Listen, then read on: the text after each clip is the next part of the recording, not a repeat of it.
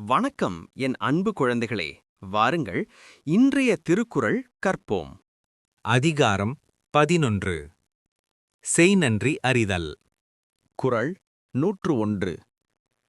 செய்யாமல் செய்த உதவிக்கு வையகமும் வானகமும் ஆற்றல் அரிது.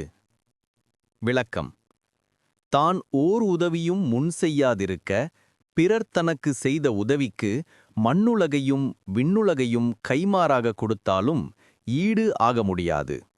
குறள் 102. காலத்தினார் செய்த நன்றி சிறிதெனினும் ஞாலத்தின் மாணப் பெரித. விளக்கம்: உற்ற காலத்தில் ஒருவன் செய்த உதவி சிறிதளவாக இருந்தாலும் அதன் தன்மையை ஆராய்ந்தால் உலகத்தை விட மிகப் பெரிதாகும். குறள் 103.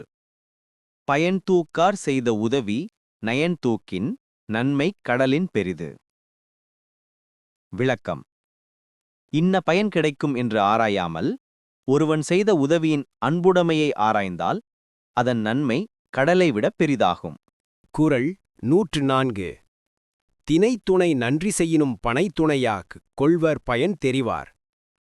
விளக்கம்: ஒருவன் தினையளவாகிய உதவியை செய்தபோதிலும் அதன் பயனை ஆராய்கின்றவர் அதனையே பனையளவாக கொண்டு போற்றுவர். குறள் 105. உதவி வரைத்தொன்று உதவி உதவி செய்யப்பட்டார் சால்பின் வரைத்து. விளக்கம்: கைமாறாகச் செய்யும் உதவி முன் செய்த உதவியின் அளவை உடையது அன்று, உதவி செய்யப்பட்டவரின் பண்புக்கு ஏற்ற அளவை உடையதாகும். குறள் 106.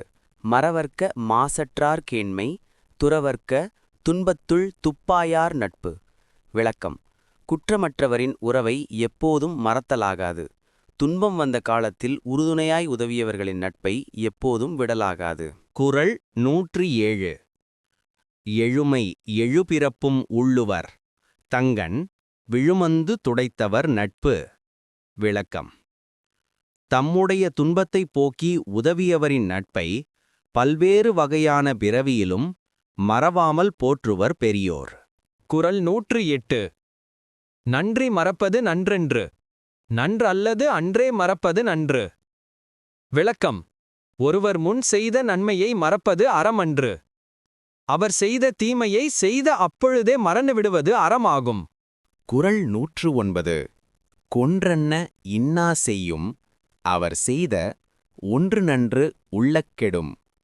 விளக்கம்: முன் செய்த உதவி செய்தவர் பின்பு கொன்றார் போன்ற துன்பத்தை செய்தாரானாலும் அவர் முன் செய்த ஒரு நன்மையை நினைத்தாலும் அந்த துன்பம் கெடும்.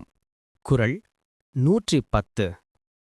எண்ணன்றி கொன்றார்க்கும் உய்வுண்டாம் உய்வில்லை செய்நன்றி கொன்ற மகற்கு. விளக்கம்: எந்த அறத்தை அழித்தவர்க்கும் தப்பிப் பிழைக்க வழி உண்டாகும். ஒருவர் செய்த உதவியை மறந்து அழித்தவனுக்கு உய்வு இல்லை. அடுத்த வீடியோவில் இன்னும் திருக்குறள் கற்றுக்கொள்வோம். நன்றி. மீண்டும் வருக.